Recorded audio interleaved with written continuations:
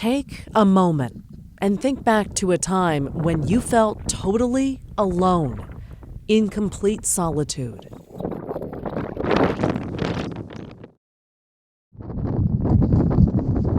Now think of a time when you felt strong, powerful, determined. For most, those memories, those emotions, aren't one in the same. Well, made it up to the polar plateau. For Oregon's own Colin O'Brady, that combo is like Herculean fuel. The kind that makes the world take notice. And Colin O'Brady joins us now exclusively by phone from Antarctica. But make no mistake, the man renowned for his solo, unsupported trek across Antarctica, a feat dubbed the impossible first, is quick to find his way home. I mean, thank you so much for being here. We really appreciate it. I know how busy you are. My pleasure. It's always great to be here. Yeah, be back home. Yeah, be home, be right next door to Lincoln High School, my stomping grounds when I was a kid. Dubbed by Outside Magazine a hippie from Oregon, the 34-year-old was born on a commune in Olympia, Washington, and spent his childhood in Southeast Portland. How would you describe your childhood here?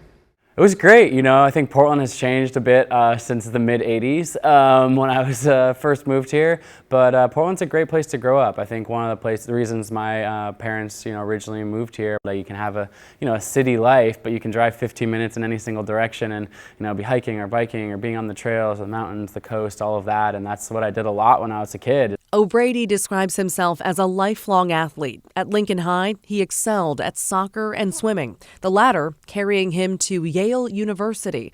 All the while, his sights set on another stage. From a very young age, I dreamed of being in the Olympics. That was like my childhood dream. And that was a goal that drove me for decades. Definitely all through high school and college. And I met a very high standard. I had some high national rankings, but I wasn't quite at that caliber to make the Olympics. After graduation, O'Brady took time off to travel, and a freak accident changed the course of his life. I was traveling in Thailand just after college, and I was severely burned in a fire.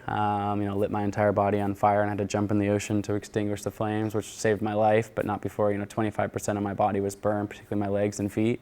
Doctors said he'd likely never walk normally again. The lifelong athlete feared he was permanently sidelined. Fortunately for me, my mother, who's just an incredible woman, she really wrapped me in love and positivity in that moment and dared me to dream about the future, about what else I could accomplish, and not kind of, not saying, let's take this one day at a time. Like, maybe you'll walk again. Like, let's set some goals. It was then, lying burned in a bed, that O'Brady took aim at triathlons. After roughly a year of therapy and training, he turned that goal into a reality, and the doctor's prognosis into a distant memory. In the years that followed, O'Brady turned pro, competing in more than 50 triathlons, including multiple Ironman competitions. He also made time for love. In 2014, I was, on the summit of Ecuador's third tallest peak with a diamond. As one often is. Yeah. With a diamond ring in my pocket, asking Jenna, my longtime girlfriend, to marry me. O'Brady and his now wife, Jenna Besaw, started a nonprofit, Beyond 7-2. They work to help kids be healthy and active.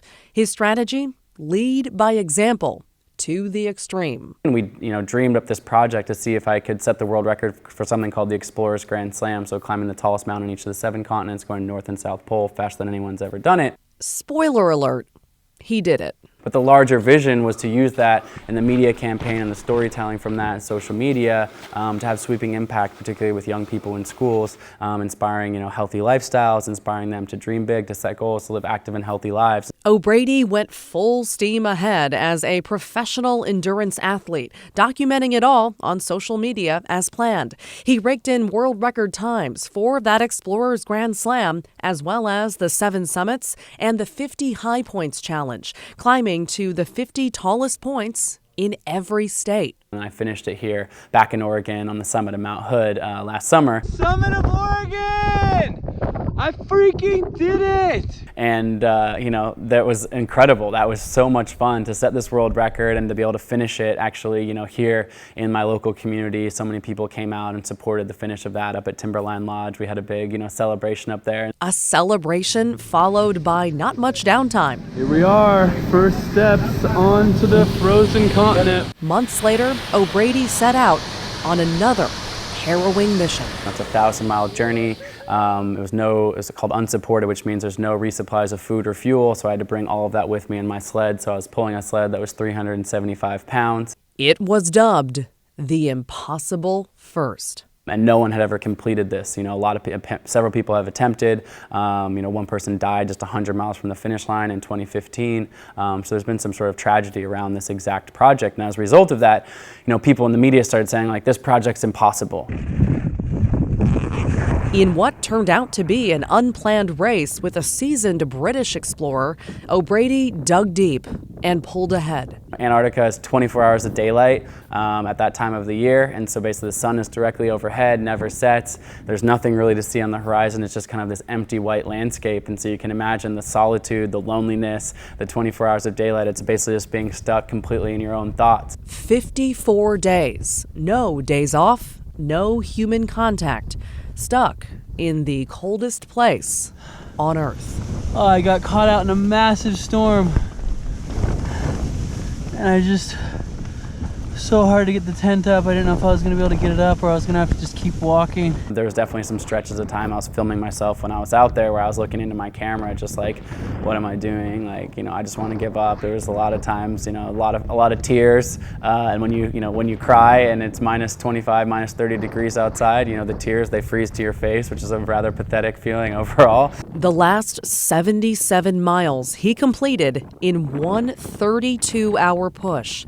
On December 26, 2018, Colin O'Brady conquered the impossible first. There it is.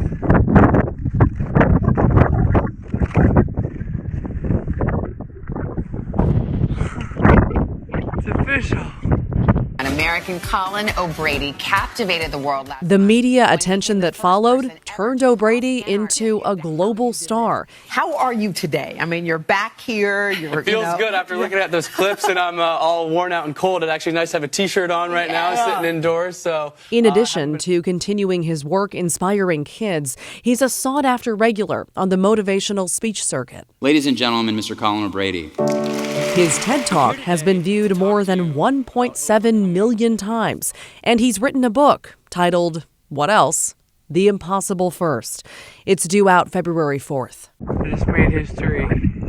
An historic career for that so-called hippie from Oregon, born on a commune, burned on a beach, and warned he wouldn't walk normally again.